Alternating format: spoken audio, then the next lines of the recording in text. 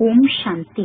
ಇಂದಿನ ಪರಮಾತ್ಮನ ಮಹಾವಾಕ್ಯ ಮುರುಳಿ ದಿನಾಂಕ 22/7/2025. ಬಾಪ್ತಾದ ಮಧುಬನ. ಮಧುರ ಮಕ್ಕಳೇ, ಪವಿತ್ರತೆಯೇ ನಿಮ್ಮ ಈ ಶಿಕ್ಷಣಕ್ಕೆ ಫೌಂಡೇಶನ್ ಆಗಿದೆ. ನೀವು ಪವಿತ್ರರಾದಾಗ ನಿಮ್ಮ ಯೋಗದಲ್ಲಿ ಶಕ್ತಿ ತುಂಬುತ್ತಾ ಹೋಗುತ್ತದೆ. ಅಂದರೆ ಪವಿತ್ರತೆ ಇದ್ದಾಗ ಯೋಗದಲ್ಲಿ ಹರಿತ ಜಾಸ್ತಿ ಆಗುತ್ತದೆ. ಯೋಗದಲ್ಲಿ ಹರಿತ ಇದ್ದಾಗ ವಾಣಿಯಲ್ಲೂ ಕೂಡ ಶಕ್ತಿ ಇರುತ್ತದೆ. ಇಂದಿನ ಪ್ರಶ್ನೆ ಆಗಿದೆ, ಮಕ್ಕಳಾದ ನೀವು ಈಗ ಯಾವ ಪ್ರಯತ್ನವನ್ನು ಸಂಪೂರ್ಣವಾಗಿ ಮಾಡಬೇಕು?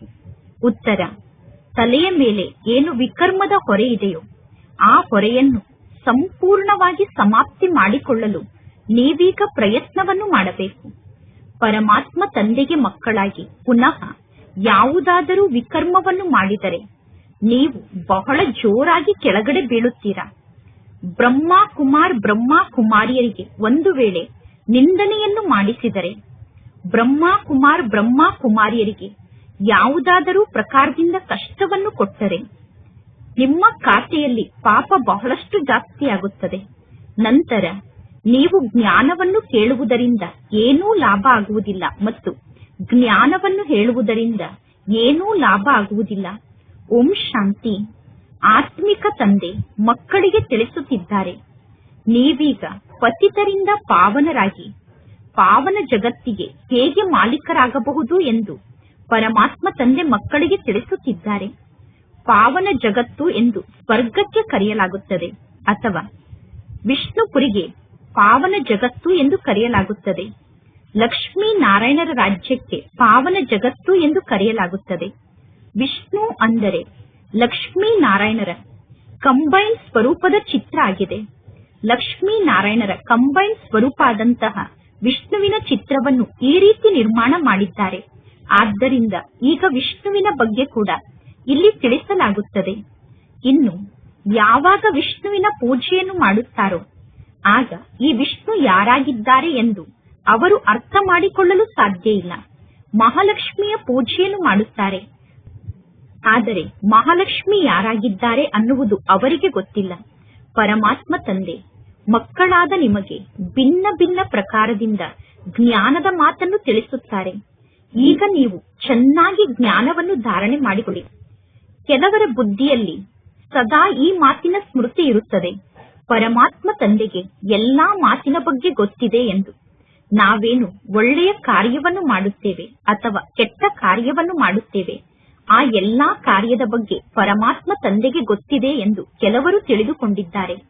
ಈಗ ಇದಕ್ಕೆ ಅಂಧಶ್ರದ್ಧೆಯ ಭಾವ ಎಂದು ಕರೆಯಲಾಗುತ್ತದೆ. ಇದಕ್ಕೆ ಅಂಧಶ್ರದ್ಧೆಯ ಭಾವನೆ ಎಂದು ಕರೆಯಲಾಗುತ್ತದೆ. ಭಗವಂತ ತಂದೆ ನೀವು ಮಾಡುವ ಪಾಪ ಮತ್ತು ಪುಣ್ಯದ ಮಾತನ್ನು ತಿಳಿದುಕೊಳ್ಳುವುದಿಲ್ಲ. ಈಗ ಮಕ್ಕಳಿಗೆ ಗೊತ್ತಿದೆ, ಭಗವಂತ ತಂದೆ ಪತಿತರನ್ನು ಪಾವನರನ್ನಾಗಿ ಮಾಡುವಂತಹ ತಂದೆ ಆಗಿದ್ದಾರೆ. ಪಾವನರನ್ನಾಗಿ ಮಾಡಿ ನಮ್ಮನ್ನು ಪರಮಾತ್ಮ ತಂದೆ ಪುನಃ ಸ್ವರ್ಗಕ್ಕೆ ಮಾಲೀಕರನ್ನಾಗಿ ಮಾಡುತ್ತಾರೆ. ಅಂದ ಮೇಲೆ ಯಾರು ಚೆನ್ನಾಗಿ ಈ ಶಿಕ್ಷಣವನ್ನು ಕಲಿಯುತ್ತಾರೋ ಅವರೇ ಶ್ರೇಷ್ಠ ಪದವಿಯನ್ನು ಪಡೆದುಕೊಳ್ಳುತ್ತಾರೆ. ಇನ್ನು ಎಂದೂ ಈ ರೀತಿ ತಿಳಿದುಕೊಳ್ಳಬೇಡಿ, ಪರಮಾತ್ಮ ತಂದೆಗೆ ಎಲ್ಲರ ಮನಸ್ಸಿನಲ್ಲಿ ನಡೆಯುತ್ತಿರುವಂತಹ ವಿಚಾರದ ಬಗ್ಗೆ ಗೊತ್ತಿದೆ ಎಂದು ತಿಳಿದುಕೊಳ್ಳಬೇಡಿ. ಈ ರೀತಿ ತಿಳಿದುಕೊಳ್ಳುವುದಕ್ಕೆ ಬುದ್ಧಿಹೀನ ಸ್ಥಿತಿ ಎಂದು ಕರೆಯಲಾಗುತ್ತದೆ. ಪರಮಾತ್ಮ ತಂದೆಗೆ ನಮ್ಮ ಮನಸ್ಸಿನ ವಿಚಾರ ಗೊತ್ತಿದೆ ಎಂದು ತಿಳಿದುಕೊಳ್ಳುವುದಕ್ಕೆ ಮೂರ್ಖತನ ಎಂದು ಕರೆಯಲಾಗುತ್ತದೆ. ಮನುಷ್ಯರು ಏನೆಲ್ಲಾ ಕರ್ಮವನ್ನು ಮಾಡುತ್ತಾರೋ ಆ ಕರ್ಮದಲ್ಲಿ ಒಳ್ಳೆಯ ಕರ್ಮ ಅಥವಾ ಕೆಟ್ಟ ಕರ್ಮಕ್ಕೆ ನಾಟಕದ ಅನುಸಾರ ಅವರಿಗೆ ಫಲ ಅಂತೂ ಪ್ರಾಪ್ತಿಯಾಗುತ್ತದೆ. ನಿಮ್ಮ ಕರ್ಮಕ್ಕೂ ಪರಮಾತ್ಮ ತಂದೆಗೂ ಯಾವ ಸಂಬಂಧವೂ ಇಲ್ಲ. ಅಂದ ಮೇಲೆ ಪರಮಾತ್ಮ ತಂದೆಗೆ ನನ್ನ ಎಲ್ಲಾ ಕರ್ಮದ ಬಗ್ಗೆ ಗೊತ್ತಿದೆ, ಪರಮಾತ್ಮ ತಂದೆಗೆ ನನ್ನ ಮನಸ್ಸಿನ ಎಲ್ಲಾ ವಿಚಾರದ ಬಗ್ಗೆ ಗೊತ್ತಿದೆ ಎಂದು ಎಂದೂ ವಿಚಾರವನ್ನು ಮಾಡಬೇಡಿ. ಬಹಳಷ್ಟು ಜನ ಮಕ್ಕಳು ಇಂಥವರಿದ್ದಾರೆ, ಅವರು ವಿಕಾರಕ್ಕೆ ವಶ ಆಗುತ್ತಾರೆ, ಪಾಪವನ್ನು ಮಾಡುತ್ತಾರೆ ಮತ್ತು ಪುನಃ ಮಧುಬನಕ್ಕೆ ಬರುತ್ತಾರೆ ಅಥವಾ ಸೆಂಟರ್ಗೆ ಬರುತ್ತಾರೆ ಮತ್ತು ತಿಳಿದುಕೊಳ್ಳುತ್ತಾರೆ ನನ್ನ ಬಗ್ಗೆ ಪರಮಾತ್ಮ ತಂದೆಗೆ ಎಲ್ಲಾ ಗೊತ್ತಿದೆ ಎಂದು. ಆದರೆ ಪರಮಾತ್ಮ ತಂದೆ ತಿಳಿಸುತ್ತಾರೆ, ನಿಮ್ಮ ಮನಸ್ಸಿನಲ್ಲಿ ನಡೆಯುತ್ತಿರುವಂತಹ ವಿಚಾರವನ್ನು ಅರ್ಥ ಮಾಡಿಕೊಳ್ಳುವಂತಹ ಕಾರ್ಯವನ್ನು ನಾನು ಮಾಡುವುದಿಲ್ಲ. ಅಂದರೆ ನೀವು ಮಾಡುತ್ತಿರುವಂತಹ ಪಾಪದ ಬಗ್ಗೆ ತಿಳಿದುಕೊಳ್ಳುವಂತಹ ಕರ್ತವ್ಯವನ್ನು ನಾನೀಗ ಮಾಡುವುದಿಲ್ಲ. ಜಾನಿ ಜಾನನ್ಹಾರ್ ಅಂದರೆ ಪರಮಾತ್ಮ ತಂದೆ ಎಲ್ಲವನ್ನೂ ಬಲ್ಲವರಾಗಿದ್ದಾರೆ ಅನ್ನುವ ಶಬ್ದವೇ ತಪ್ಪಾಗಿದೆ. ನೀವು ತಂದೆಯಾದ ನನ್ನನ್ನು ಕೂಗಿ ಕರೆಯುತ್ತೀರಾ, ಪರಮಾತ್ಮ ತಂದೆ ನೀವು ಬಂದು ನಮ್ಮನ್ನು ಪತಿತರಿಂದ ಪಾವನರನ್ನಾಗಿ ಮಾಡಿ, ನಮ್ಮನ್ನು ಸ್ವರ್ಗಕ್ಕೆ ಮಾಲೀಕರನ್ನಾಗಿ ಮಾಡಿ ಎಂದು ತಂದೆಯನ್ನು ಕರೆಯುತ್ತೀರಾ. ಏಕೆಂದರೆ ಜನ್ಮ ಜನ್ಮಾಂತರದ ಪಾಪದ ಹೊರೆ ತಲೆಯ ಮೇಲೆ ಬಹಳಷ್ಟು ಇದೆ.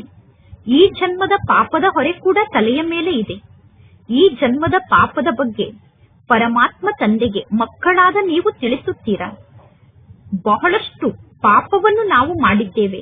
ಈ ಜನ್ಮದಲ್ಲೂ ಕೂಡ ಬಹಳಷ್ಟು ಅಂತಹ ಪಾಪವನ್ನು ಮಾಡಿದ್ದೇವೆ. ಆದ್ದರಿಂದ ಪಾವನರಾಗುವುದು ಬಹಳ ಕಷ್ಟ ಎಂದು ಅನುಭವ ಆಗುತ್ತದೆ. ಮುಖ್ಯ ಮಾತೆ ಪಾವನ ಆಗುವಂತಹ ಮಾತಾಗಿದೆ. ಈ ಜ್ಞಾನದ ಶಿಕ್ಷಣ ಬಹಳಷ್ಟು ಸಹಜ ಆಗಿದೆ. ಆದರೆ ವಿಕರ್ಮದ ಹೊರೆಯನ್ನು ಹೇಗೆ ಸಮಾಪ್ತಿ ಮಾಡಿಕೊಳ್ಳುವುದು? ವಿಕರ್ಮದ ಹೊರೆಯನ್ನು ಇಳಿಸಿಕೊಳ್ಳಲು ಪ್ರಯತ್ನವನ್ನು ಪಡಬೇಕು. ಇಂತಹ ಅನೇಕ ಮಕ್ಕಳಿದ್ದಾರೆ. ಅವರು ಬಹಳಷ್ಟು ಪಾಪವನ್ನು ಮಾಡುತ್ತಿರುತ್ತಾರೆ, ಬಹಳಷ್ಟು ಡಿಸ್ಸರ್ವಿಸ್ ಅನ್ನು ಮಾಡುತ್ತಾರೆ. ಬ್ರಹ್ಮ ಕುಮಾರಿಯರಿಗೆ ತೊಂದರೆಯನ್ನು ಕೊಡಲು ಪ್ರಯತ್ನ ಪಡುತ್ತಾರೆ. ಪರಮಾತ್ಮ ತಂದೆಯ ಈ ಆಶ್ರಮಕ್ಕೆ ತೊಂದರೆಯನ್ನು ನೀಡಲು ಪ್ರಯತ್ನ ಪಡುತ್ತಾರೆ. ಪರಮಾತ್ಮ ತಂದೆಯ ಆಶ್ರಮದವರಿಗೆ ತೊಂದರೆಯನ್ನು ಕೊಟ್ಟರೆ ಪಾಪ ಬಹಳಷ್ಟು ಜಾಸ್ತಿ ಆಗುತ್ತದೆ. ಬ್ರಹ್ಮ ಕುಮಾರಿಯರಿಗೆ ತೊಂದರೆಯನ್ನು ಕೊಟ್ಟರೆ ಪಾಪ ಬಹಳಷ್ಟು ಜಾಸ್ತಿ ಆಗುತ್ತದೆ. ನಂತರ ಪುನಃ ಜ್ಞಾನವನ್ನು ನೀಡುವುದರಿಂದ ಆ ಪಾಪ ಸಮಾಪ್ತಿಯಾಗಲು ಸಾಧ್ಯ ಇಲ್ಲ. ಯೋಗದ ಶಕ್ತಿಯ ಮೂಲಕ ಪಾಪ ಸಮಾಪ್ತಿಯಾಗುತ್ತದೆ. ಅಂದ ಮೇಲೆ ಮೊದಲು ಯೋಗದಲ್ಲಿ ಸ್ಥಿತ ಆಗಲು ಸಂಪೂರ್ಣ ಪುರುಷಾರ್ಥವನ್ನು ಮಾಡಬೇಕು. ನೀವು ಮೊದಲು ಯೋಗದಲ್ಲಿ ಸ್ಥಿತ ಆದಾಗ ಯಾರಿಗಾದರೂ ನಿಮ್ಮ ಜ್ಞಾನದ ಬಾಣ ನಾಟುತ್ತದೆ. ಮೊದಲು ಪವಿತ್ರರಾಗಬೇಕು, ಯೋಗಿಗಳಾಗಬೇಕು. ಆಗ ನಿಮ್ಮ ವಾಣಿಯಲ್ಲಿ ಹರಿತ ಜಾಸ್ತಿ ಆಗುತ್ತದೆ. ಇಲ್ಲದಿದ್ದರೆ ಬಲೆ ನೀವು ಯಾರಿಗಾದರೂ ಎಷ್ಟಾದರೂ ಜ್ಞಾನದ ಮಾತನ್ನು ತಿಳಿಸಿ, ಆದರೆ ಯಾರ ಬುದ್ಧಿಯಲ್ಲೂ ಜ್ಞಾನ ಧಾರಣೆ ಆಗುವುದಿಲ್ಲ. ನಿಮ್ಮ ಜ್ಞಾನದ ಬಾಣ ಅವರಿಗೆ ನಾಟುವುದೇ ಇಲ್ಲ. ಏಕೆಂದರೆ ಜನ್ಮ ಜನ್ಮಾಂತರದ ಪಾಪದ ಹೊರೆ ತಲೆಯ ಮೇಲಿದೆ. ಈಗ ನೀವು ಎಷ್ಟೆಲ್ಲಾ ಪಾಪವನ್ನು ಮಾಡುತ್ತಿದ್ದೀರಾ ಮತ್ತು ಅನೇಕ ಜನ್ಮದಿಂದ ಬಹಳಷ್ಟು ಪಾಪವನ್ನು ಮಾಡುತ್ತಾ ಬಂದಿದ್ದೀರಾ. ಆದ್ದರಿಂದ ಗಾಯನ ಕೂಡ ಇದೆ. ಸದ್ಗುರುವಿನ ನಿಂದಕರಿಗೆ ಎಲ್ಲೂ ನೆಲೆ ಇಲ್ಲ. ಪರಮಾತ್ಮ ತಂದೆ ಸತ್ಯ ತಂದೆಯಾಗಿದ್ದಾರೆ, ಸತ್ಯ ಶಿಕ್ಷಕ ಆಗಿದ್ದಾರೆ ಮತ್ತು ಸದ್ಗುರು ಆಗಿದ್ದಾರೆ. ಪರಮಾತ್ಮ ತಂದೆ ತಿಳಿಸುತ್ತಾರೆ, ಎಂದೂ ಕೂಡ ಬ್ರಹ್ಮ ಕುಮಾರಿಯರಿಗೆ ನಿಂದನೆಯನ್ನು ಮಾಡಿಸಬೇಡಿ. ಬ್ರಹ್ಮ ಕುಮಾರಿಯರಿಗೆ ನಿಂದನೆಯನ್ನು ಮಾಡಿಸಿದರೆ ನಿಮ್ಮ ಖಾತೆಯಲ್ಲಿ ಪಾಪ ಬಹಳಷ್ಟು ಜಾಸ್ತಿ ಆಗುತ್ತದೆ. ಮೊದಲು ಸ್ವಯಂವನ್ನು ಪಾವನ ಮಾಡಿಕೊಳ್ಳಿ. ಅನ್ಯರಿಗೆ ಜ್ಞಾನವನ್ನು ತಿಳಿಸುವಂತಹ ಆಸಕ್ತಿ ಮಕ್ಕಳಲ್ಲಿ ಬಹಳಷ್ಟು ಇರುತ್ತದೆ. ಆದರೆ ಮಕ್ಕಳ ಬುದ್ಧಿಯಲ್ಲಿ ಒಂದು ಪೈಸೆಯಷ್ಟು ಯೋಗ ಕೂಡ ಇರುವುದಿಲ್ಲ. ಕೇವಲ ಅನ್ಯರಿಗೆ ಜ್ಞಾನವನ್ನು ತಿಳಿಸಿ ನೀವು ಯೋಗವನ್ನು ಮಾಡದೇ ಇದ್ದರೆ ಇದರಿಂದ ಏನು ಲಾಭ ಆಗುತ್ತದೆ? ಪರಮಾತ್ಮ ತಂದೆ ತಿಳಿಸುತ್ತಾರೆ, ಮುಖ್ಯ ಮಾತು ಅಂದರೆ ಪಾವನ ಆಗುವುದು. ನೆನಪಿನ ಮೂಲಕ ಪಾವನ ಆಗುವುದೇ ಮುಖ್ಯ ಮಾತಾಗಿದೆ. ಪಾವನರಾಗುವುದಕ್ಕೋಸ್ಕರ ಪರಮಾತ್ಮ ತಂದೆಯನ್ನು ಕೂಗಿ ಕರೆಯುತ್ತೇವೆ. ಭಕ್ತಿ ಮಾರ್ಗದಲ್ಲೂ ಕೂಡ ಒಂದು ಅಭ್ಯಾಸ ಆಗಿಬಿಟ್ಟಿದೆ. ಭಕ್ತಿ ಮಾರ್ಗದಲ್ಲಿ ವ್ಯರ್ಥವಾಗಿ ಪೆಟ್ಟನ್ನು ತಿನ್ನುವ ಅಭ್ಯಾಸ ಆಗಿದೆ ಮತ್ತು ವ್ಯರ್ಥವಾಗಿ ಶಬ್ದದಲ್ಲಿ ಬಂದು ಮಹಿಮೆಯನ್ನು ಮಾಡುವಂತಹ ಅಭ್ಯಾಸ ಆಗಿದೆ. ಪ್ರಾರ್ಥನೆಯನ್ನು ಮಾಡುತ್ತಾರೆ, ಆದರೆ ಅವರ ಪ್ರಾರ್ಥನೆಯನ್ನು ಕೇಳಿಸಿಕೊಳ್ಳಲು ಭಗವಂತ ತಂದೆಗೆ ಕಿವಿ ಎಲ್ಲಿದೆ? ಪರಮಾತ್ಮ ತಂದೆಗೆ ಕಿವಿ ಇಲ್ಲ ಅಂದ ಮೇಲೆ ಹೇಗೆ ಕೇಳಿಸಿಕೊಳ್ಳುತ್ತಾರೆ? ಪರಮಾತ್ಮ ತಂದೆಗೆ ಬಾಯಿಲ್ಲ ಅಂದ ಮೇಲೆ ಹೇಗೆ ಮಾತನಾಡುತ್ತಾರೆ? ಪರಮಾತ್ಮ ತಂದೆಯಂತೂ ಅವ್ಯಕ್ತ ಆಗಿದ್ದಾರೆ. ಇದೆಲ್ಲ ಅಂಧಶ್ರದ್ಧೆಯ ಮಾತಾಗಿದೆ. ಈಗ ನೀವು ಪರಮಾತ್ಮ ತಂದೆಯನ್ನು ಎಷ್ಟು ಜಾಸ್ತಿ ಸಮಯ ನೆನಪು ಮಾಡುತ್ತೀರೋ ಅಷ್ಟು ನಿಮ್ಮ ಪಾಪ ನಾಶ ಆಗುತ್ತದೆ. ಎಂದೂ ಈ ರೀತಿ ತಿಳಿದುಕೊಳ್ಳಬೇಡಿ. ಇವರು ಪರಮಾತ್ಮ ತಂದೆಯನ್ನು ಬಹಳಷ್ಟು ನೆನಪು ಮಾಡುತ್ತಾರೆ ಮತ್ತು ಇಂಥವರು ಪರಮಾತ್ಮ ತಂದೆಯನ್ನು ಕಡಿಮೆ ನೆನಪು ಮಾಡುತ್ತಾರೆ ಅನ್ನುವುದು ತಂದೆಗೆ ಗೊತ್ತಿದೆ ಎಂದು ತಿಳಿದುಕೊಳ್ಳಬೇಡಿ. ಪರಮಾತ್ಮ ತಂದೆ ತಿಳಿಸುತ್ತಾರೆ, ಈಗ ಮಕ್ಕಳಾದ ನೀವು ಸ್ವಯಂನ ಚಾರ್ಟ್ ಅನ್ನು ಸ್ವಯಂ ನೋಡಿಕೊಳ್ಳಬೇಕು. ಪರಮಾತ್ಮ ತಂದೆ ತಿಳಿಸಿದ್ದಾರೆ, ನೆನಪಿನ ಮೂಲಕ ನಿಮ್ಮ ವಿಕರ್ಮ ವಿನಾಶ ಆಗುತ್ತದೆ. ನೀವು ತಂದೆಯಾದ ನನ್ನನ್ನು ಎಷ್ಟು ಸಮಯ ನೆನಪು ಮಾಡುತ್ತೀರಾ ಎಂದು ಪರಮಾತ್ಮ ತಂದೆ ನಿಮ್ಮನ್ನು ಕೇಳುತ್ತಾರೆ. ನಿಮ್ಮ ನಡತೆಯ ಮೂಲಕ ನೀವು ತಂದೆಯನ್ನು ಎಷ್ಟು ಸಮಯ ನೆನಪು ಮಾಡುತ್ತಿದ್ದೀರಾ ಅನ್ನುವುದೂ ಕೂಡ ಗೊತ್ತಾಗುತ್ತದೆ. ಪರಮಾತ್ಮ ತಂದೆಯನ್ನು ನೆನಪು ಮಾಡದೇ ಇದ್ದರೆ ನಿಮ್ಮ ಪಾಪ ನಾಶ ಆಗಲು ಸಾಧ್ಯ ಇಲ್ಲ ಎಂದೂ ಈ ರೀತಿ ತಿಳಿದುಕೊಳ್ಳಬೇಡಿ. ಯಾರಿಗಾದರೂ ನೀವು ಜ್ಞಾನವನ್ನು ತಿಳಿಸಿದ ತಕ್ಷಣ ನಿಮ್ಮ ಪಾಪ ನಾಶ ಆಗುತ್ತದೆ ಎಂದು ತಿಳಿದುಕೊಳ್ಳಬೇಡಿ. ನಿಮ್ಮ ಮೂಲಕ ಜ್ಞಾನವನ್ನು ಕೇಳಿದ ತಕ್ಷಣ ಅವರ ಪಾಪ ನಾಶ ಆಗುತ್ತದೆ ಎಂದು ತಿಳಿದುಕೊಳ್ಳಬೇಡಿ. ಇಲ್ಲ, ಜ್ಞಾನವನ್ನು ಹೇಳುವುದರಿಂದ ಕೇಳುವುದರಿಂದ ಪಾಪ ನಾಶ ಆಗುವುದಿಲ್ಲ. ಯಾವಾಗ ನೀವು ಸ್ವಯಂ ತಂದೆಯನ್ನು ನೆನಪು ಮಾಡುತ್ತೀರೋ ಆಗ ನಿಮ್ಮ ಪಾಪ ನಾಶ ಆಗುತ್ತದೆ. ಪಾವನ ಆಗುವುದೇ ಮುಖ್ಯ ಮಾತಾಗಿದೆ. ಪರಮಾತ್ಮ ತಂದೆ ತಿಳಿಸುತ್ತಾರೆ, ನೀವೀಗ ನನಗೆ ಮಕ್ಕಳಾಗಿದ್ದೀರಾ. ಅಂದ ಮೇಲೆ ಯಾವುದೇ ಪ್ರಕಾರದ ಪಾಪವನ್ನು ಮಾಡಬೇಡಿ. ಪಾಪವನ್ನು ಮಾಡಿದರೆ ನೀವು ಬಹಳ ಜೋರಾಗಿ ಕೆಳಗಡೆ ಬೀಳುತ್ತೀರಾ. ಪಾಪವನ್ನು ಮಾಡಿ ಕೆಳಗಡೆ ಬಿದ್ದು ಪುನಃ ನಾನು ಒಳ್ಳೆಯ ಪದವಿಯನ್ನು ಪಡೆದುಕೊಳ್ಳಬಹುದು ಎಂದು ಭರವಸೆಯನ್ನು ಇಟ್ಟುಕೊಳ್ಳಬೇಡಿ. ಪ್ರದರ್ಶನದಲ್ಲಿ ಅನೇಕರಿಗೆ ಜ್ಞಾನವನ್ನು ತಿಳಿಸುತ್ತೀರಾ. ನಿಮ್ಮ ಮೂಲಕ ಜ್ಞಾನವನ್ನು ಕೇಳಿ ಅವರು ಬಹಳಷ್ಟು ಖುಷಿ ಪಡುತ್ತಾರೆ. ನಾನು ಬಹಳಷ್ಟು ಸೇವೆಯನ್ನು ಮಾಡಿದೆ ಎಂದು ನೀವು ತಿಳಿದುಕೊಳ್ಳುತ್ತೀರಾ. ಇಷ್ಟೊಂದು ಜನರಿಗೆ ಜ್ಞಾನವನ್ನು ಹೇಳಿ ನಾನು ಬಹಳಷ್ಟು ಸೇವೆಯನ್ನು ಮಾಡಿದೆ ಎಂದು ನೀವು ತಿಳಿದುಕೊಳ್ಳುತ್ತೀರಾ. ಆದರೆ ಪರಮಾತ್ಮ ತಂದೆ ತಿಳಿಸುತ್ತಾರೆ, ಮೊದಲು ನೀವು ಪಾವನರಾಗಿ ಪರಮಾತ್ಮ ತಂದೆಯನ್ನು ನೆನಪು ಮಾಡಿ. ಯೋಗದಲ್ಲಿ ಬಹಳಷ್ಟು ಜನ ಮಕ್ಕಳು ಫೇಲ್ ಆಗುತ್ತಾರೆ. ತಂದೆಯನ್ನು ನೆನಪು ಮಾಡುವ ವಿಷಯದಲ್ಲಿ ಬಹಳಷ್ಟು ಜನ ಫೇಲ್ ಆಗುತ್ತಾರೆ. ಜ್ಞಾನ ಅಂತೂ ಬಹಳ ಸಹಜ ಆಗಿದೆ. ಕೇವಲ 84 ಜನ್ಮದ ಚಕ್ರದ ಬಗ್ಗೆ ಅರ್ಥ ಮಾಡಿಕೊಳ್ಳಬೇಕು. ಇನ್ನು ಲೌಕಿಕ ಶಿಕ್ಷಣದಲ್ಲಿ ಲೆಕ್ಕವನ್ನು ಕಲಿಯುವುದಕ್ಕೋಸ್ಕರ ಎಷ್ಟೊಂದು ಪರಿಶ್ರಮವನ್ನು ಪಡುತ್ತಾರೆ. ಲೆಕ್ಕದ ಪುಸ್ತಕವನ್ನು ಲೌಕಿಕದಲ್ಲಿ ಎಷ್ಟೊಂದು ಜನ ಓದುತ್ತಾರೆ. ಗಣಿತವನ್ನು ಕಲಿಯಲು ಎಷ್ಟೊಂದು ಪರಿಶ್ರಮವನ್ನು ಪಡುತ್ತಾರೆ. ಅಂದ ಮೇಲೆ ಏನು ಸಂಪಾದನೆ ಅವರಿಗೆ ಆಗುತ್ತದೆ? ಅಷ್ಟೊಂದು ಪರಿಶ್ರಮ ಪಟ್ಟು ಗಣಿತದ ಶಿಕ್ಷಣವನ್ನು ಕಲಿತು ಅವರು ಯಾವ ಸಂಪಾದನೆಯನ್ನು ಮಾಡಿಕೊಳ್ಳುತ್ತಾರೆ? ಒಂದು ವೇಳೆ ಶಿಕ್ಷಣವನ್ನು ಕಲಿಯುತ್ತಾ ಶಿಕ್ಷಣವನ್ನು ಕಲಿಯುವಾಗಲೇ ಅವರು ಸತ್ತು ಹೋದರೆ ಅವರು ಕಲಿತಂತಹ ಸಂಪೂರ್ಣ ಶಿಕ್ಷಣ ಸಮಾಪ್ತಿಯಾಗಿ ಬಿಡುತ್ತದೆ. ಇಲ್ಲಿ ಮಕ್ಕಳಾದ ನೀವು ಎಷ್ಟು ಜಾಸ್ತಿ ಸಮಯ ಪರಮಾತ್ಮ ತಂದೆಯನ್ನು ನೆನಪು ಮಾಡುತ್ತೀರೋ ಅಷ್ಟು ನಿಮ್ಮ ಬುದ್ಧಿಯಲ್ಲಿ ಜ್ಞಾನ ಧಾರಣೆ ಆಗುತ್ತದೆ. ನೀವು ಪವಿತ್ರರಾಗದೇ ಇದ್ದರೆ ನಿಮ್ಮ ಪಾಪ ನಾಶ ಆಗುವುದಿಲ್ಲ. ಪಾಪ ನಾಶ ಆಗದೇ ಇದ್ದರೆ ನೀವು ಬಹಳಷ್ಟು ಶಿಕ್ಷೆಯನ್ನು ಅನುಭವ ಮಾಡಬೇಕಾಗುತ್ತದೆ. ಎಂದೂ ಈ ರೀತಿ ತಿಳಿದುಕೊಳ್ಳಬೇಡಿ. ನನ್ನ ನೆನಪು ಪರಮಾತ್ಮ ಶಿವ ತಂದೆಗೆ ಹೋಗಿ ತಲುಪುತ್ತಿದೆ ಎಂದು ತಿಳಿದುಕೊಳ್ಳಬೇಡಿ. ನೀವು ಎಷ್ಟು ನೆನಪು ಮಾಡುತ್ತಿದ್ದೀರಾ ಎಂದು ತಿಳಿದುಕೊಂಡು ತಂದೆ ಏನನ್ನು ಮಾಡುತ್ತಾರೆ? ನೀವು ತಂದೆಯನ್ನು ನೆನಪು ಮಾಡಿದರೆ ನೀವು ಪಾವನರಾಗುತ್ತೀರಾ. ನೀವು ತಂದೆಯನ್ನು ನೆನಪು ಮಾಡಿ ಪಾವನ ಆಗಬೇಕು. ನೀವು ಎಷ್ಟು ನೆನಪು ಮಾಡುತ್ತಿದ್ದೀರಾ ಅನ್ನುವ ಮಾತಿನ ಮೂಲಕ ತಂದೆ ಏನನ್ನು ಮಾಡಲು ಸಾಧ್ಯ? ನೀವು ತಂದೆಯಾದ ನನ್ನನ್ನು ಬಹಳಷ್ಟು ನೆನಪು ಮಾಡುತ್ತಿದ್ದೀರಾ ಎಂದು ನಿಮಗೆ ಶಬ್ಬಾಷನ್ನು ತಿಳಿಸುತ್ತಾರೇನು? ಬಹಳಷ್ಟು ಜನ ಮಕ್ಕಳಿದ್ದಾರೆ. ಅವರು ಹೇಳುತ್ತಾರೆ, ನಾನು ಸದಾ ಶಿವ ತಂದೆಯ ನೆನಪನ್ನೇ ಮಾಡುತ್ತಿರುತ್ತೇನೆ. ಶಿವ ತಂದೆಯನ್ನು ಬಿಟ್ಟು ನನಗೆ ಬೇರೆ ಯಾರಿದ್ದಾರೆ? ನಾನು ಕೇವಲ ಶಿವ ತಂದೆಯನ್ನೇ ನೆನಪು ಮಾಡುತ್ತೇನೆ ಎಂದು ಅಸತ್ಯವನ್ನು ಹೇಳುತ್ತಿರುತ್ತಾರೆ. ಪರಮಾತ್ಮ ತಂದೆಯ ನೆನಪಿನಲ್ಲಿ ಬಹಳಷ್ಟು ಪರಿಶ್ರಮ ಇದೆ. ನಾವು ತಂದೆಯನ್ನು ನೆನಪು ಮಾಡುತ್ತಿದ್ದೇವೋ ಅಥವಾ ತಂದೆಯನ್ನು ನೆನಪು ಮಾಡುತ್ತಿಲ್ಲವೋ ಅನ್ನುವುದೂ ಕೂಡ ಮಕ್ಕಳಿಗೆ ಅರ್ಥ ಆಗುವುದೇ ಇಲ್ಲ. ಏನನ್ನೂ ಅರ್ಥ ಮಾಡಿಕೊಳ್ಳದೆ ನಾನು ಪರಮಾತ್ಮ ತಂದೆಯನ್ನು ನೆನಪು ಮಾಡುತ್ತಾ ಇರುತ್ತೇನೆ ಎಂದು ಹಾಗೆ ಹೇಳಿಬಿಡುತ್ತಾರೆ. ಪರಿಶ್ರಮವನ್ನು ಪಡದೆ ಯಾರು ವಿಶ್ವಕ್ಕೆ ಮಾಲೀಕರಾಗಲು ಸಾಧ್ಯ ಇಲ್ಲ. ಪರಿಶ್ರಮವನ್ನು ಪಡದೆ ಶ್ರೇಷ್ಠ ಪದವಿಯನ್ನು ಪಡೆದುಕೊಳ್ಳಲು ಸಾಧ್ಯ ಇಲ್ಲ. ಯಾವಾಗ ಸೇವೆಯಲ್ಲಿ ನೆನಪಿನ ಹರಿತ ಸೇರುತ್ತದೆಯೋ ಆಗ ಮಾತ್ರ ನೀವು ಸೇವೆಯನ್ನು ಮಾಡಲು ಸಾಧ್ಯ. ಅಂದರೆ ಯಾವಾಗ ನಿಮ್ಮಲ್ಲಿ ನೆನಪಿನ ಹರಿತವನ್ನು ತುಂಬಿಕೊಳ್ಳುತ್ತೀರೋ ಆಗ ನೀವು ಸೇವೆಯನ್ನು ಮಾಡಲು ಸಾಧ್ಯ. ನಂತರ ನೋಡಿ, ಸೇವೆಯನ್ನು ಮಾಡಿ ನಾನು ಎಷ್ಟು ಪ್ರಜೆಗಳನ್ನು ತಯಾರು ಮಾಡಿಕೊಂಡಿದ್ದೇನೆ ಎಂದು ಲೆಕ್ಕ ಅಂತೂ ಬೇಕು ತಾನೆ. ನಾನು ಎಷ್ಟು ಜನರನ್ನು ನನ್ನ ಸಮಾನ ಮಾಡಿಕೊಳ್ಳುತ್ತಿದ್ದೇನೆ. ಪ್ರಜೆಗಳನ್ನು ತಯಾರು ಮಾಡಿಕೊಳ್ಳಬೇಕು ತಾನೆ. ಪ್ರಜೆಗಳನ್ನು ತಯಾರು ಮಾಡಿಕೊಂಡಾಗ ರಾಜ್ಯ ಪದವಿಯನ್ನು ಪಡೆದುಕೊಳ್ಳಲು ಸಾಧ್ಯ.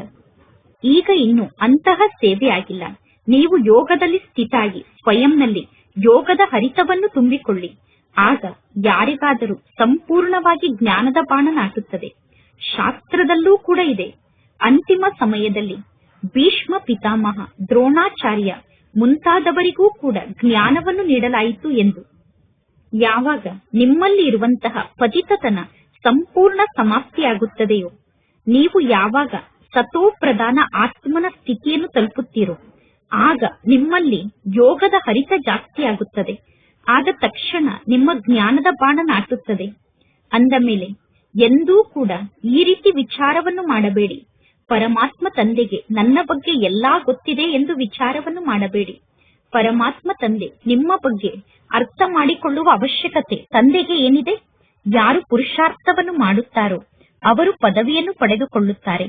ಪರಮಾತ್ಮ ತಂದೆ ಸಾಕ್ಷಿಯಾಗಿ ಮಕ್ಕಳನ್ನು ನೋಡುತ್ತಿರುತ್ತಾರೆ. ಪರಮಾತ್ಮ ತಂದೆಗೆ ಮಕ್ಕಳು ಪತ್ರವನ್ನು ಬರೆಯುತ್ತಾರೆ, ನಾವು ಇಂತಹ ಸ್ಥಾನಕ್ಕೆ ಹೋಗಿ ಸೇವೆಯನ್ನು ಮಾಡಿದೆವು ಎಂದು. ಪರಮಾತ್ಮ ತಂದೆ ಕೇಳುತ್ತಾರೆ, ಮೊದಲು ನೀವು ನೆನಪಿನ ಯಾತ್ರೆಯಲ್ಲಿ ತತ್ಪರ ಆಗಿದ್ದೀರಿ ತಾನೆ? ಸೇವೆಯನ್ನು ಮಾಡುವುದಕ್ಕಿಂತ ಮೊದಲು ನೆನಪಿನ ಯಾತ್ರೆಯಲ್ಲಿ ಸ್ಥಿತ ಆಗಿದ್ದೀರಿ ತಾನೆ? ಮೊದಲನೇ ಮುಖ್ಯ ಮಾತು ಅಂದರೆ ಉಳಿದ ಎಲ್ಲಾ ವ್ಯಕ್ತಿಗಳ ಸಂಘದಿಂದ ದೂರಾಗಿ ಒಬ್ಬ ತಂದೆಯ ಜೊತೆಗೆ ಸಂಘವನ್ನು ಜೋಡಣೆ ಮಾಡಿ, ಅಂದರೆ ಒಬ್ಬ ತಂದೆಯ ಜೊತೆಗೆ ಇರಿ. ನೀವೀಗ ಆತ್ಮ ಅಭಿಮಾನಿಗಳಾಗಬೇಕು. ಮನೆಯಲ್ಲಿ ಇದ್ದರೂ ಕೂಡ ಇದು ಹಳೆಯ ಜಗತ್ತಾಗಿದೆ, ಇದು ಹಳೆಯ ದೇಹ ಆಗಿದೆ ಎಂದು ತಿಳಿದುಕೊಳ್ಳಬೇಕು. ಈಗ ಇದೆಲ್ಲವೂ ಸಮಾಪ್ತಿಯಾಗಲೇಬೇಕು. ಪರಮಾತ್ಮ ತಂದೆಯ ಮೂಲಕ ಆಸ್ತಿಯನ್ನು ಪಡೆದುಕೊಳ್ಳುವುದು ನಮ್ಮ ಕೆಲಸ ಆಗಿದೆ. ಪರಮಾತ್ಮ ತಂದೆ ಎಂದೂ ಕೂಡ ಗೃಹಸ್ಥ ವ್ಯವಹಾರದಲ್ಲಿ ಇರಬೇಡಿ ಎಂದು ಹೇಳುವುದಿಲ್ಲ. ಯಾರ ಜೊತೆಗೂ ಮಾತನಾಡಬೇಡಿ ಎಂದು ತಂದೆ ಎಂದೂ ಹೇಳುವುದಿಲ್ಲ. ಪರಮಾತ್ಮ ತಂದೆಯನ್ನು ಮಕ್ಕಳು ಕೇಳುತ್ತಾರೆ, ಬಾಬಾ ನಾನು ಮದುವೆಗೆ ಹೋಗಬಹುದೇ? ಪರಮಾತ್ಮ ತಂದೆ ತಿಳಿಸುತ್ತಾರೆ, ಭಲೆ ಮದುವೆಗೆ ಹೋಗಿ, ಅಲ್ಲೂ ನೀವು ಹೋಗಿ ಸೇವೆಯನ್ನು ಮಾಡಿ. ಮದುವೆಗೆ ಹೋದರೂ ಕೂಡ ನಿಮ್ಮ ಬುದ್ಧಿಯೋಗ ಶಿವ ತಂದೆಯ ಜೊತೆಗೆ ಜೋಡಣೆ ಆಗಿರಬೇಕು. ಅನೇಕ ಜನ್ಮದ ವಿಕರ್ಮ ನೆನಪಿನ ಶಕ್ತಿಯಿಂದ ಭಸ್ಮ ಆಗುತ್ತದೆ. ಒಂದು ವೇಳೆ ಈಗಲೂ ನೀವು ವಿಕರ್ಮವನ್ನು ಮಾಡುತ್ತಿದ್ದರೆ ನೀವು ಬಹಳಷ್ಟು ಶಿಕ್ಷೆಯನ್ನು ಅನುಭವ ಮಾಡಬೇಕಾಗುತ್ತದೆ. ಪಾವನರಾಗುತ್ತಾ ಆಗುತ್ತಾ ಮಕ್ಕಳು ಪುನಃ ವಿಕಾರಕ್ಕೆ ವಶಾಗಿ ಕೆಳಗಡೆ ಬಿದ್ದರೆ ಅವರು ಸತ್ತು ಹೋದಂತೆ. ಆದ ತಕ್ಷಣ ಅವರ ಮೂಳೆ ಮೂಳೆ ಕೂಡ ಪುಡಿ ಪುಡಿ ಆಗಿ ಬಿಡುತ್ತದೆ.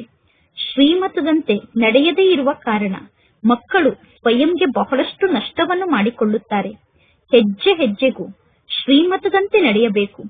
ಮಕ್ಕಳು ಎಂತೆಂತಹ ಪಾಪವನ್ನು ಮಾಡುತ್ತಾರೆ ಅಂದರೆ ಆ ಪಾಪವನ್ನು ಮಾಡುವ ಕಾರಣ ಮಕ್ಕಳ ಯೋಗ ತಂದೆಯ ಜೊತೆಗೆ ಜೋಡಣೆ ಆಗಲು ಸಾಧ್ಯ ಇಲ್ಲ. ಪಾಪವನ್ನು ಮಾಡುವಂತಹ ಮಕ್ಕಳು ತಂದೆಯನ್ನು ನೆನಪು ಮಾಡಲು ಸಾಧ್ಯ ಇಲ್ಲ. ಕೆಲವರು ಹೋಗಿ ಹೇಳುತ್ತಾರೆ, ಭಗವಂತ ತಂದೆ ಬಂದಿದ್ದಾರೆ, ಭಗವಂತ ತಂದೆಯ ಮೂಲಕ ಆಸ್ತಿಯನ್ನು ಪಡೆದುಕೊಳ್ಳಿ ಎಂದು. ಆದರೆ ಅವರ ಮಾತನ್ನು ಯಾರೂ ಒಪ್ಪಿಕೊಳ್ಳುವುದಿಲ್ಲ. ಯಾರು ಸ್ವಯಂ ಪಾಪವನ್ನು ಮಾಡುತ್ತಿರುತ್ತಾರೋ ಅವರು ಪರಮಾತ್ಮ ತಂದೆ ಬಂದಿದ್ದಾರೆ ಎಂದು ಹೇಳಿದರೆ ಅವರ ಮಾತನ್ನು ಯಾರೂ ಸ್ವೀಕಾರ ಮಾಡುವುದಿಲ್ಲ. ಅವರ ಜ್ಞಾನದ ಬಾಣ ಯಾರಿಗೂ ನಾಟುವುದಿಲ್ಲ. ಪರಮಾತ್ಮ ತಂದೆ ತಿಳಿಸಿದ್ದಾರೆ, ಭಕ್ತರಿಗೆ ಜ್ಞಾನವನ್ನು ತಿಳಿಸಿ, ವ್ಯರ್ಥವಾಗಿ ಯಾರಿಗೂ ಜ್ಞಾನವನ್ನು ನೀಡಬೇಡಿ. ನೀವು ಸುಮ್ಮನೆ ವ್ಯರ್ಥವಾಗಿ ಜ್ಞಾನವನ್ನು ನೀಡುತ್ತಿದ್ದರೆ, ಅವರು ಜ್ಞಾನದ ಮಾತನ್ನು ಕೇಳದೇ ಇದ್ದರೆ ನೀವು ಇನ್ನೂ ಜಾಸ್ತಿ ತಂದೆಗೆ ನಿಂದನೆಯನ್ನು ಮಾಡಿಸುತ್ತೀರಾ. ಕೆಲವು ಮಕ್ಕಳು ಪರಮಾತ್ಮ ತಂದೆಯನ್ನು ಕೇಳುತ್ತಾರೆ, ಬಾಬಾ ನನಗೆ ದಾನವನ್ನು ಮಾಡುವಂತಹ ಅಭ್ಯಾಸ ಇದೆ, ಈಗ ನಾನು ಈ ಜ್ಞಾನ ಮಾರ್ಗಕ್ಕೆ ಬಂದಿದ್ದೇನೆ, ಅಂದ ಮೇಲೆ ಈಗ ನಾನು ಏನನ್ನು ಮಾಡಬೇಕು ಎಂದು. ಪರಮಾತ್ಮ ತಂದೆ ಅಂತಹ ಮಕ್ಕಳಿಗೆ ಸಲಹೆಯನ್ನು ನೀಡುತ್ತಾರೆ, ಮಕ್ಕಳೇ, ಬಡವರಿಗೆ ದಾನವನ್ನು ನೀಡುವಂತವರು ಜಗತ್ತಿನಲ್ಲಿ ಬಹಳಷ್ಟು ಜನ ಇದ್ದಾರೆ. ಬಡವರೇನು ಹಸಿವಿನಿಂದ ಸಾಯುವುದಿಲ್ಲ. ಸಾಧುಗಳ ಬಳಿ ಕೂಡ ಬಹಳಷ್ಟು ಹಣ ಇರುತ್ತದೆ. ಆದ್ದರಿಂದ ಈಗ ಅವರಿಗೆ ದಾನವನ್ನು ನೀಡಬೇಕು, ಇವರಿಗೆ ದಾನವನ್ನು ನೀಡಬೇಕು ಅನ್ನುವ ಮಾತಿನಿಂದ ನಿಮ್ಮ ಬುದ್ಧಿ ದೂರ ಆಗಿಬಿಡಬೇಕು. ದಾನವನ್ನು ಮಾಡುವಾಗ ಬಹಳಷ್ಟು ಎಚ್ಚರಿಕೆಯಿಂದ ದಾನವನ್ನು ಮಾಡಬೇಕು. ಏಕೆಂದರೆ ಅನೇಕರು ನಿಮ್ಮ ಹಣವನ್ನು ತೆಗೆದುಕೊಂಡು ಎಂತೆಂತಹ ಪಾಪದ ಕಾರ್ಯವನ್ನು ಮಾಡುತ್ತಾರೆ ಅಂದರೆ ಅವರು ಮಾಡುವಂತಹ ಪಾಪದ ಬಗ್ಗೆ ಕೇಳಲೇಬೇಡಿ. ನಾನು ನನ್ನ ತಲೆಯ ಮೇಲೆ ಪಾಪದ ಹೊರೆಯನ್ನು ಜಾಸ್ತಿ ಮಾಡಿಕೊಳ್ಳುತ್ತಿದ್ದೇನೆ, ಅಂದರೆ ಕೆಟ್ಟವರಿಗೆ ದಾನವನ್ನು ನೀಡುತ್ತಿರುವ ಕಾರಣ ನನ್ನ ತಲೆಯ ಮೇಲೆ ಪಾಪದ ಹೊರೆ ಜಾಸ್ತಿ ಆಗುತ್ತಿದೆ ಅನ್ನುವುದು ಜನರಿಗೆ ಗೊತ್ತೇ ಆಗುವುದಿಲ್ಲ. ಜ್ಞಾನ ಮಾರ್ಗ ಅಂದರೆ ತಮಾಷೆಯ ಮಾರ್ಗ ಅಲ್ಲ. ಪರಮಾತ್ಮ ತಂದೆಯ ಜೊತೆಗೆ ಪುನಃ ಇಲ್ಲಿ ಧರ್ಮರಾಜ ಕೂಡ ಇದ್ದಾರೆ. ಧರ್ಮರಾಜನ ಮೂಲಕ ಬಹಳಷ್ಟು ಶಿಕ್ಷೆಯನ್ನು ಅನುಭವ ಮಾಡಬೇಕಾಗುತ್ತದೆ. ಆದ್ದರಿಂದ ಹೇಳುತ್ತಾರೆ ತಾನೆ, ಯಾವಾಗ ಅಂತ್ಯದಲ್ಲಿ ಧರ್ಮರಾಜ ಲೆಕ್ಕವನ್ನು ನೋಡುತ್ತಾರೋ ಆಗ ನಿಮಗೆ ಗೊತ್ತಾಗುತ್ತದೆ ಎಂದು. ಜನ್ಮ ಜನ್ಮಾಂತರದ ಶಿಕ್ಷೆಯನ್ನು ಅನುಭವ ಮಾಡಲು ಜಾಸ್ತಿ ಸಮಯ ಬೇಕಾಗುವುದಿಲ್ಲ. ಪರಮಾತ್ಮ ತಂದೆ ಕಾಶಿಯಲ್ಲಿ ಇರುವಂತಹ ಬಾವಿಯಲ್ಲಿ ಹಾರಿ ಶರೀರವನ್ನು ತ್ಯಾಗ ಮಾಡುವ ಮಾತಿನ ಬಗ್ಗೆ ಕೂಡ ಉದಾಹರಣೆಯನ್ನು ತಿಳಿಸುತ್ತಾರೆ. ಅದು ಭಕ್ತಿ ಮಾರ್ಗ ಆಗಿದೆ, ಇದು ಜ್ಞಾನ ಮಾರ್ಗ ಆಗಿದೆ. ಮನುಷ್ಯರನ್ನು ಕೂಡ ಬಲಿಯಾಗಿ ನೀಡುತ್ತಾರೆ. ಮನುಷ್ಯರ ಬಲಿಯನ್ನು ನೀಡುವುದು ಕೂಡ ನಾಟಕದಲ್ಲಿ ಫಿಕ್ಸ್ ಆಗಿದೆ. ಈ ಎಲ್ಲಾ ಮಾತಿನ ಬಗ್ಗೆ ನೀವೀಗ ಅರ್ಥ ಮಾಡಿಕೊಳ್ಳಬೇಕು. ಈ ಎಲ್ಲಾ ಮಾತಿನ ಬಗ್ಗೆ ಅರ್ಥ ಮಾಡಿಕೊಂಡ ನಂತರ ಈ ನಾಟಕ ಏಕೆ ನಿರ್ಮಾಣ ಆಯಿತು ಎಂದು ಕೇಳಬಾರದು. ಈ ಚಕ್ರದಲ್ಲಿ ನಮ್ಮನ್ನು ಏಕೆ ಕರೆದುಕೊಂಡು ಬಂದರು ಎಂದು ಕೇಳಬಾರದು. ಚಕ್ರದಲ್ಲಿ ಎಲ್ಲರೂ ಬರಲೇಬೇಕು. ಇದು ಅನಾದಿಯಿಂದ ಮಾಡಲ್ಪಟ್ಟಂತಹ ನಾಟಕ ಆಗಿದೆ. ಈ ನಾಟಕ ಚಕ್ರದಲ್ಲಿ ಬರಬಾರದು ಎಂದು ಬಯಸಿದರೆ ಪುನಃ ಈ ಜಗತ್ತೇ ಇರಬಾರದು ಎಂದು ಅರ್ಥ. ಮೋಕ್ಷ ಅಂತೂ ಸಿಗುವುದಿಲ್ಲ. ಮುಖ್ಯವಾಗಿ ಯಾರಿಗೂ ಮೋಕ್ಷ ಸಿಗಲು ಸಾಧ್ಯ ಇಲ್ಲ. 5000 ವರ್ಷದ ನಂತರ ಪುನಃ ನಾವು ಇದೇ ರೀತಿ ಈ ನಾಟಕ ಚಕ್ರದಲ್ಲಿ ಬರುತ್ತೇವೆ. ಇದೆಲ್ಲ ನಾಟಕ ಆಗಿದೆ. ಕೇವಲ ಯಾರಿಗಾದರೂ ಜ್ಞಾನವನ್ನು ತಿಳಿಸುವುದರಿಂದ, ಕೇವಲ ವಾಣಿಯನ್ನು ನುಡಿಸುವುದರಿಂದ ನಿಮಗೆ ಒಳ್ಳೆಯ ಪದವಿ ಸಿಗಲು ಸಾಧ್ಯ ಇಲ್ಲ. ಮೊದಲು ಪತಿತರಿಂದ ಪಾವನರಾಗಬೇಕು. ಪರಮಾತ್ಮ ತಂದೆಗೆ ನನ್ನ ಬಗ್ಗೆ ಎಲ್ಲಾ ಗೊತ್ತಿದೆ ಎಂದು ತಿಳಿದುಕೊಳ್ಳಬೇಡಿ. ನಿಮ್ಮ ಬಗ್ಗೆ ತಿಳಿದುಕೊಂಡು ಪರಮಾತ್ಮ ತಂದೆ ಏನನ್ನು ಮಾಡಲು ಸಾಧ್ಯ? ಮೊದಲು ಆತ್ಮರಾದ ನೀವು ನಿಮ್ಮ ಬಗ್ಗೆ ಅರ್ಥ ಮಾಡಿಕೊಂಡಿದ್ದೀರಾ. ನಾನು ತಂದೆಯ ಶ್ರೀಮತದಂತೆ ನಡೆದು ಏನನ್ನು ಮಾಡುತ್ತಿದ್ದೇನೆ ಎಂದು ನಿಮಗೆ ಗೊತ್ತಿದೆ. ನಾನು ಎಷ್ಟು ಸಮಯ ಪರಮಾತ್ಮ ತಂದೆಯನ್ನು ನೆನಪು ಮಾಡುತ್ತೇನೆ ಎಂದು ನಿಮಗೆ ಗೊತ್ತಿದೆ. ಇನ್ನು ಪರಮಾತ್ಮ ತಂದೆ ಕುಳಿತು ನೀವು ಏನನ್ನು ಮಾಡುತ್ತಿದ್ದೀರಾ ಎಂದು ಅರ್ಥ ಮಾಡಿಕೊಳ್ಳುವುದರಿಂದ ಏನು ಲಾಭ ಆಗುತ್ತದೆ? ಈಗ ನೀವು ಏನೆಲ್ಲವನ್ನು ಮಾಡುತ್ತೀರೋ ಅದಕ್ಕೆ ತಕ್ಕಂತೆ ಪದವಿಯನ್ನು ಪಡೆದುಕೊಳ್ಳುತ್ತೀರಾ. ಪರಮಾತ್ಮ ತಂದೆ ನಿಮ್ಮ ಪಾತ್ರ ಮತ್ತು ನಿಮ್ಮ ಸೇವೆಯ ಮೂಲಕ ಅರ್ಥ ಮಾಡಿಕೊಳ್ಳುತ್ತಾರೆ. ಈ ಮಗು ಚೆನ್ನಾಗಿ ಸೇವೆಯನ್ನು ಮಾಡುತ್ತದೆ ಎಂದು. ಇಂಥವರು ಪರಮಾತ್ಮ ತಂದೆಗೆ ಮಕ್ಕಳಾಗಿ ಬಹಳಷ್ಟು ವಿಕರ್ಮವನ್ನು ಮಾಡಿದ್ದಾರೆ. ಆದ್ದರಿಂದ ಅವರ ಮುರುಳಿಯಲ್ಲಿ ಯೋಗದ ಹರಿತ ಸೇರಲು ಸಾಧ್ಯ ಇಲ್ಲ. ಈ ಜ್ಞಾನ ಖಡ್ಗ ಆಗಿದೆ. ಜ್ಞಾನ ಅನ್ನುವ ಖಡ್ಗದಲ್ಲಿ ಯೋಗದ ಶಕ್ತಿಯ ಹರಿತ ಬೇಕು. ಯೋಗ ಬಲದ ಮೂಲಕ ನೀವು ವಿಶ್ವದ ಮೇಲೆ ವಿಜಯವನ್ನು ಪ್ರಾಪ್ತಿ ಮಾಡಿಕೊಳ್ಳುತ್ತೀರಾ. ಇನ್ನು ಜ್ಞಾನದ ಮೂಲಕ ಹೊಸ ಜಗತ್ತಿನಲ್ಲಿ ಶ್ರೇಷ್ಠ ಪದವಿಯನ್ನು ಪಡೆದುಕೊಳ್ಳುತ್ತೀರಾ. ಮೊದಲು ನೀವು ಪವಿತ್ರರಾಗಬೇಕು. ಪವಿತ್ರರಾಗದೆ ಶ್ರೇಷ್ಠ ಪದವಿ ಸಿಗಲು ಸಾಧ್ಯ ಇಲ್ಲ. ನರನಿಂದ ನಾರಾಯಣ ಆಗುವುದಕ್ಕೋಸ್ಕರ ನೀವು ಇಲ್ಲಿಗೆ ಬರುತ್ತೀರಾ. ಪತಿತರು ನರನಿಂದ ನಾರಾಯಣ ಆಗಲು ಸಾಧ್ಯ ಇಲ್ಲ. ಪಾವನರಾಗುವಂತಹ ಸಂಪೂರ್ಣ ಯುಕ್ತಿ ಮಕ್ಕಳಿಗೆ ಗೊತ್ತಿರಬೇಕು. ಅನನ್ಯ ಮಕ್ಕಳು ಯಾರು ಸೆಂಟರ್ ಅನ್ನು ಸಂಪಾಲನೆ ಮಾಡುತ್ತಾರೋ ಅವರೂ ಕೂಡ ಬಹಳಷ್ಟು ಪರಿಶ್ರಮವನ್ನು ಪಡಬೇಕು. ಮಕ್ಕಳು ಅಷ್ಟೊಂದು ಪರಿಶ್ರಮವನ್ನು ಪಡುವುದಿಲ್ಲ. ಆದ್ದರಿಂದ ಜ್ಞಾನದಲ್ಲಿ ಯೋಗದ ಹರಿತ ಸೇರಿಕೊಳ್ಳುವುದಿಲ್ಲ ಮತ್ತು ಜ್ಞಾನದ ಬಾಣ ನಾಟುವುದಿಲ್ಲ. ನೆನಪಿನ ಯಾತ್ರೆಯಲ್ಲಿ ಮಕ್ಕಳು ಎಲ್ಲಿ ಸ್ಥಿತ ಆಗಿದ್ದಾರೆ? ಕೇವಲ ಪ್ರದರ್ಶನದಲ್ಲಿ ಅನೇಕರಿಗೆ ಜ್ಞಾನವನ್ನು ತಿಳಿಸುತ್ತಾರೆ. ಮೊದಲು ನೆನಪಿನ ಮೂಲಕ ಪವಿತ್ರರಾಗಬೇಕು, ನಂತರ ಜ್ಞಾನ ಆಗಿದೆ. ನೀವು ಪಾವನರಾದರೆ ಜ್ಞಾನ ಧಾರಣೆ ಆಗುತ್ತದೆ. ಪತಿತರಿಗೆ ಜ್ಞಾನ ಧಾರಣೆ ಆಗುವುದಿಲ್ಲ. ನೆನಪೇ ಮುಖ್ಯ ಸಬ್ಜೆಕ್ಟ್ ಆಗಿದೆ. ಲೌಕಿಕ ಜಗತ್ತಿನಲ್ಲೂ ಕೂಡ ಸಬ್ಜೆಕ್ಟ್ ಇರುತ್ತದೆ ತಾನೆ. ನಿಮ್ಮಲ್ಲೂ ಕೂಡ ಬಲೆ ಅನೇಕರು ಬ್ರಹ್ಮ ಕುಮಾರಿಯರಾಗುತ್ತಾರೆ. ಆದರೆ ಬ್ರಹ್ಮ ಕುಮಾರಿಯರು ಪರಸ್ಪರ ಸೋದರ ಸೋದರಿಯರಾಗುವುದು ಚಿಕ್ಕಮ್ಮನ ಮನೆಗೆ ಹೋಗಿ ಬಂದಷ್ಟು ಸುಲಭ ಅಲ್ಲ. ಕೇವಲ ಬಾಯಿ ಮಾತಿಗೆ ಬ್ರಹ್ಮ ಕುಮಾರಿಯರಾಗಬೇಡಿ.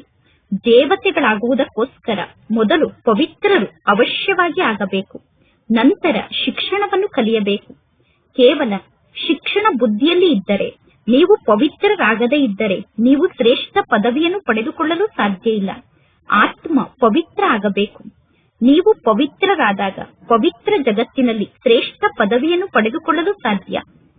ಪವಿತ್ರತೆಯ ಮಾತಿನ ಕಡೆ ಪರಮಾತ್ಮ ತಂದೆ ಒತ್ತನ್ನು ನೀಡುತ್ತಾರೆ.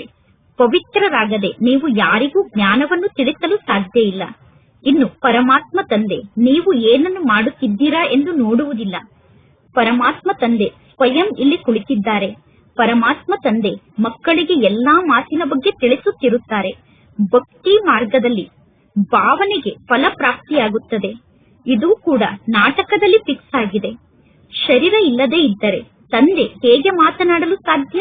ಶರೀರ ಇಲ್ಲದೆ ಪರಮಾತ್ಮ ತಂದೆ ನಿಮ್ಮ ಮಾತನ್ನು ಹೇಗೆ ಕೇಳಿಸಿಕೊಳ್ಳಲು ಸಾಧ್ಯ? ಆತ್ಮಕ್ಕೆ ಶರೀರ ಇದೆ, ಆದ್ದರಿಂದ ಆತ್ಮ ಮಾತನಾಡುತ್ತದೆ ಮತ್ತು ಕೇಳಿಸಿಕೊಳ್ಳುತ್ತದೆ. ಪರಮಾತ್ಮ ತಂದೆ ತಿಳಿಸುತ್ತಾರೆ, ನನಗೆ ಕರ್ಮೇಂದ್ರಿಯ ಇರದೇ ಇದ್ದರೆ ನಾನು ನಿಮ್ಮ ಮಾತನ್ನು ಹೇಗೆ ಕೇಳಲಿ ಮತ್ತು ನಿಮ್ಮ ಮಾತನ್ನು ಹೇಗೆ ಅರ್ಥ ಮಾಡಿಕೊಳ್ಳಲಿ? ಮಕ್ಕಳು ತಿಳಿದುಕೊಳ್ಳುತ್ತಾರೆ, ನಾನು ವಿಕಾರಕ್ಕೆ ವಶ ಆಗುತ್ತೇನೆ ಅನ್ನುವುದು ಪರಮಾತ್ಮ ತಂದೆಗೆ ಗೊತ್ತಿದೆ ಎಂದು.